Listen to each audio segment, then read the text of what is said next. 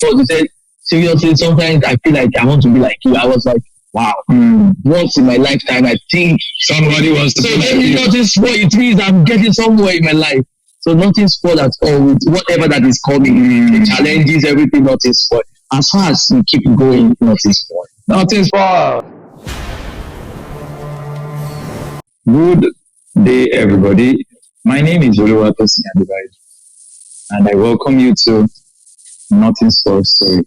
Today, we are having a very, very great person on the show today who happens to be a very, very experienced teacher. He's still a teacher and he's still doing wonders in the education world. Permit me to welcome to the show, Mr. Idris. You're welcome. Thank you for having me on the show. Yeah, let's know a little bit about you. Who are you? I'm Idris by name.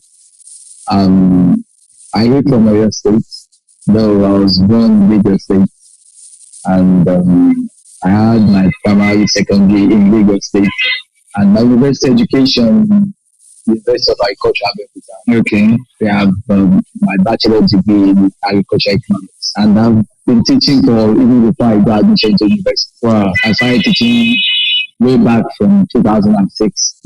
So when I had my first time of teaching in a classroom, so I was working in a factory where I was earning a lot, but changing to education was a bit tough because I could remember the proprietress told me that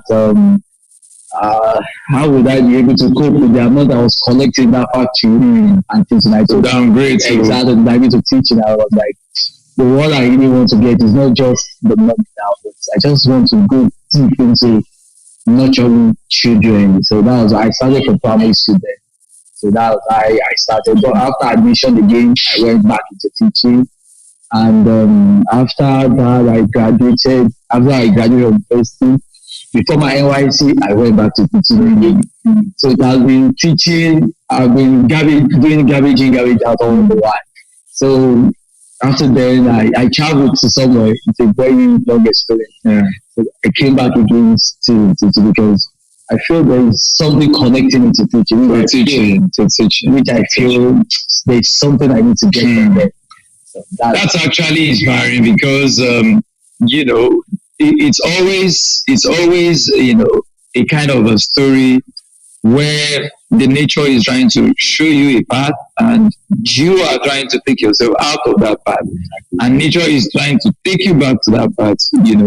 But since we have gone into teaching and your experience in teaching, let's go into it fully. From the beginning, what has been your experience as a teacher? I understand, you understand how teaching in Nigeria looks like. Peanuts, not taking care of us, but some of us are very, very, committed to it. We see things that other people don't see, and we are doing it even though we are being, treated anyhow, so to say. Because as I'm a teacher, you are a teacher, we know what is obtainable in the teaching world. What has been your experience for the number of years you have been teaching?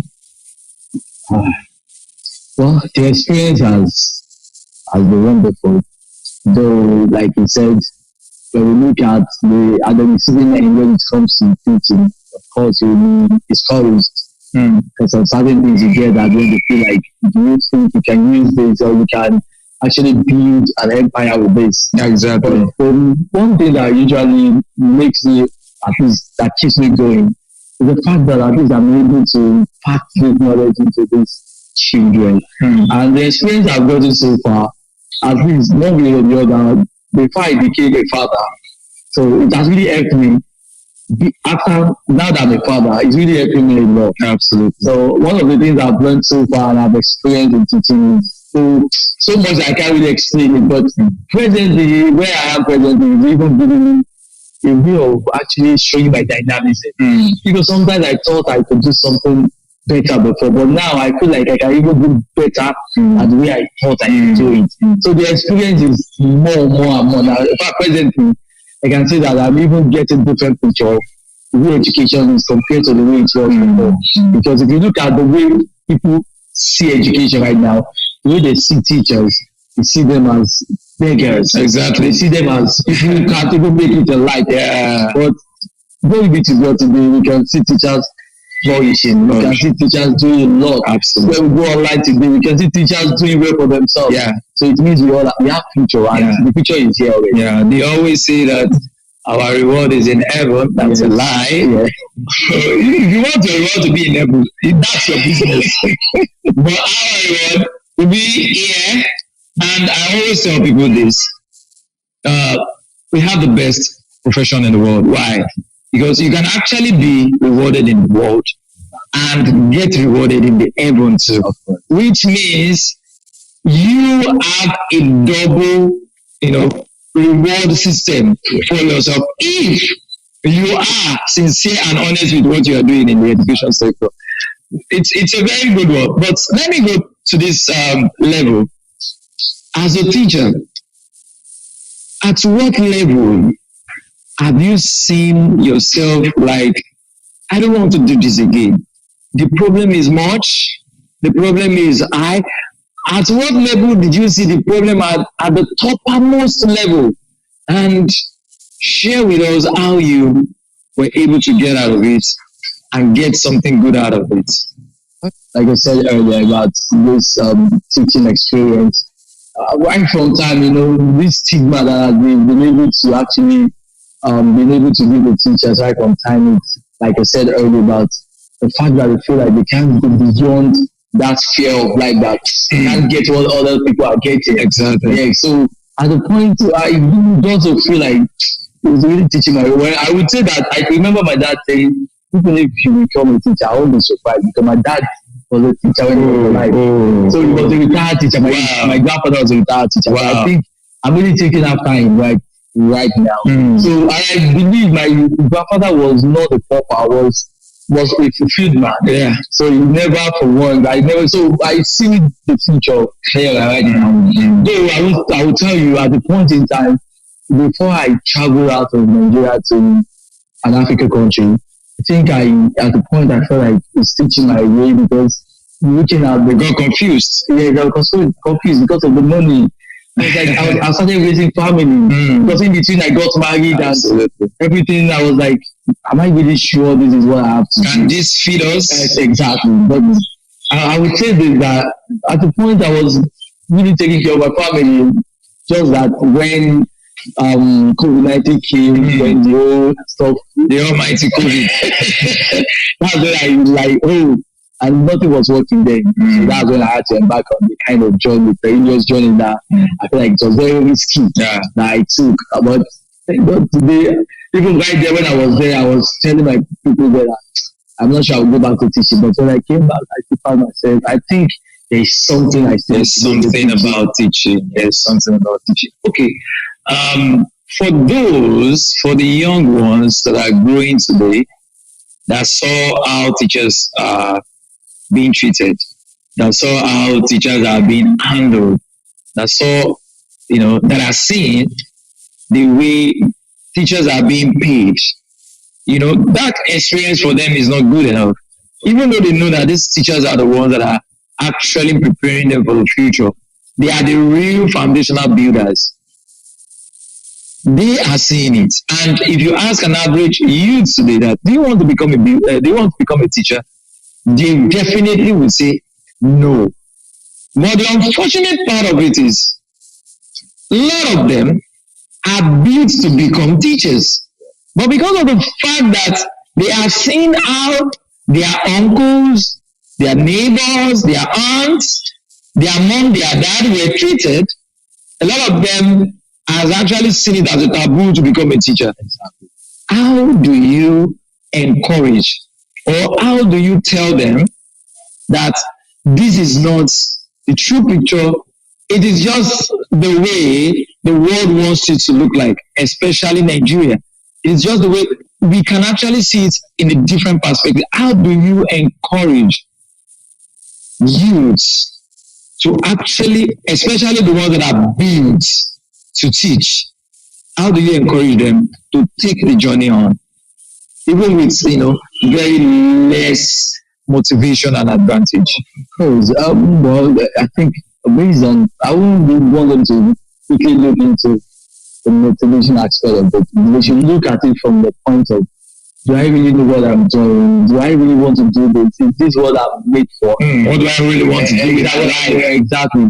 Because you can't just be doing things that feel like, okay, let me just do it for the money. I just want to do it for a while. And if you are just thinking in that direction, definitely you won't get anything from there. But the moment you know this is what I'm made for, I think when I do it, I'm getting pleasure from it. Apart from what is coming at the end. But at this point in time, as a teacher, you can be dynamic. Yeah. You don't have to feel like, okay, because I'm teaching, there's no other way. Like, I also get other income. Yes, we are in a world, we are in a global world where you can also do other things, right online, and you will be getting your money, and you will still be doing what you love doing. So absolutely, I think everybody should just look in the direction of teaching is a passion. It's something you need to have passion for it. And the moment you get to know that this is my passion, just stick to it. And before you know it, you're flying already. Absolutely. Okay, that's a fantastic one. Do you remember a particular time in your teaching career where you have a student or a child maybe being in trouble or having some challenges? How is that experience? Or let me say, what is the most life impacting period of your teaching career? What is that most life impacting of your teaching career that you can share with us today? That can inspire one or two people out there. One of those things that I can remember, well, is a particular student who was not ready to be serious with his academics. At least at the point in time, I was able to talk some senses, and I was able to make that particular child, the particular person, as a friend. And before I got to know, he was trying to see life in different ways. Because if you look at the way the world is right now, to convince youth actually to do the right thing is not easy, because they are seeing their friends into fraudsters, into doing yahoo. So getting to tell them to do something differently, they take a whole lot. So at least the fact that I was able to reshape that child's life till now, at least he's doing well for himself. So I can say that at least that alone gives me joy. So I believe going forward, I know I have more to do and I have more to bring to the student that I take right now. So the life of a teacher is everyday impacting, because you are seeing them every day. You are seeing problems every day. They are dynamic. Their problems are dynamic, and you have the opportunity to touch lives almost every day. And just like you said the other time, teaching is supposed to be something you are built for, because you will be exhausted with another man's child problem. You are going to be exhausted. So if it is not something that you are passionate about, it might eventually be, something that would, take you away off your feet. So I think that exactly is what you're talking about. And let me ask you this question. If we say Nortnspoil in Nigerian terms, in this and that, what does it actually mean to you? How do you see it? How do you interpret it, or how do you see the meaning to you? Nortnspoil. Well, the way I would relate to Nortnspoil is just the simple way. Like, okay, as we even look at the stipend, let me call it stipend, or the little motivation we think we are getting at the end. I think we are still getting this joy at the end as well. So at the end, nothing's spoiled, because at the end we are still alive. At the end we are still making waves. At the end, we are still moving. We are still making impact. At the end, people are still seeing us as role models. At the end, we are still. Sometimes when you get home and you get to do certain things. I think yesterday a student was telling me, no, they said, seriously, sometimes I feel like I want to be like you. I was like, wow, once in my lifetime, I think somebody wants to. So then Nortnspoil, it means I'm getting somewhere in my life. So Nortnspoil at all, with whatever that is coming, the challenges, everything Nortnspoil. As far as you keep going, Nortnspoil. Nortnspoil. Thank you very much, Mr. Thank Idris. you very much. That is absolutely what we are trying to paint on this show. No matter the weather, no matter the problem, no matter the adversity, Nortnspoil. As far as teaching is concerned, he is a very, very renowned teacher. He has been teaching for a while. Everything life has thrown at him, he has been able to weather it with Nortnspoil. So basically, you are home. You should know that no matter what you're going through right now, you can definitely face it, surmount it, and move to the next level. So, this is our edition today, the first ever edition of Nortnspoil. We are going to be leaving you with these messages from Mr. Idris. Today, we are going to come again, and we are going to come stronger with another guest, with another inspiration. Thank you very much, Mr. Idris. Thank you. Thank you. Nortnspoil will join you again by Nortnspoil. next episode. Thank you very much.